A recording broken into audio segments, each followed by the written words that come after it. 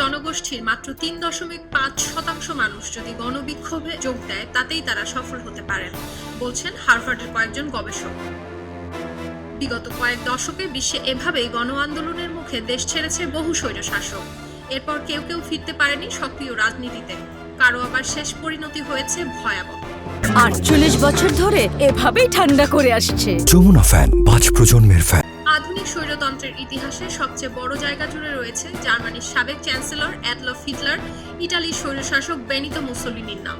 এর মধ্যে মুসোলিনিকে ফাঁসিতে ঝুলিয়ে হত্যা করে বিক্ষুব্ধ জনতা। রয়েছে একেবারে অতি সাম্প্রতিক কালের অনেক উদাহরণ। ১৯৭৯ সালে ইরানে ইসলামী বিপ্লবে বিক্ষুব্ধ জনতার আন্দোলনে পতন ঘটে স্বৈরশাসক রেজা শাহ পাহলভির। মিশরে পালিয়ে প্রাণে বাঁচেন তিনি।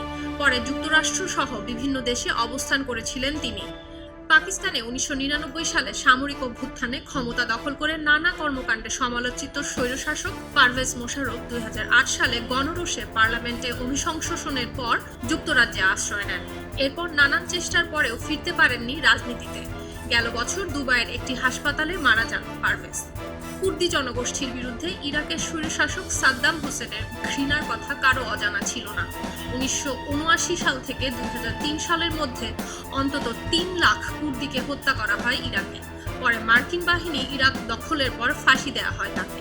২০১০ সালের ডিসেম্বরে তিউনিসিয়ায় পুলিশের অত্যাচারে নিজ গায়ে আগুন ধরিয়ে নেন মোহাম্মদ বouazizi, যার প্রতিবাদে সরব হয়ে ওঠে গোটা দেশ। শুরু হয় জেসমিন বিপ্লব। ধীরে ধীরে ক্ষমতা কমতে থাকে তিউনিসিয়ার স্বৈরশাসক বেন আলীর। এরপর ২০১১ সালের জানুয়ারিতে দেশ ছেড়ে পালালে অবসান হয় ২৩ বছরের স্বৈরশাসনে। এমনকি এই বিপ্লবের আগুন ছড়িয়ে পড়ে গোটা মধ্যপ্রাচ্য জুড়ে, যাতে মিশরে পতন ঘটে স্বৈরশাসক হুসেইন মোবারকের। শেষ হয় ৩ দশকের স্বৈরশাসনের। লিবিয়ায় অবসান হয় মুয়াম্মার গাদ্দাফির ৪২ বছরের স্বৈরতন্ত্রের। ইয়েমেনে ক্ষমতা হারান ২২ বছর ধরে গদি আঁকড়ে ধরে থাকা আলী আবদুল্লাহ সালেহ।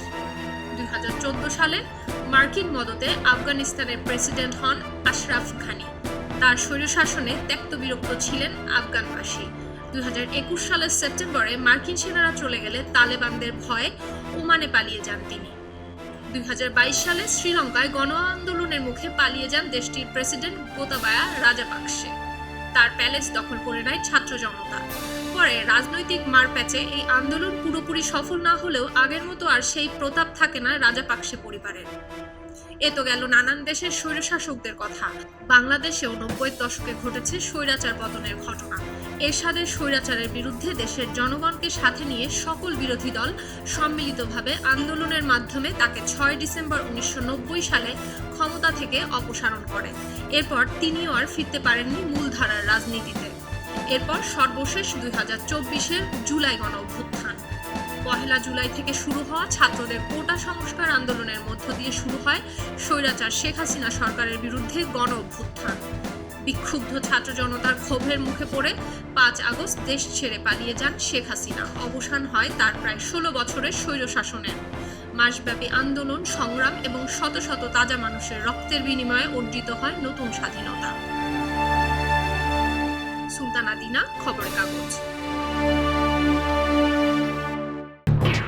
এলো খবরের কাগজ, নিখাদ, নির্ভীক, নিরপেক্ষ।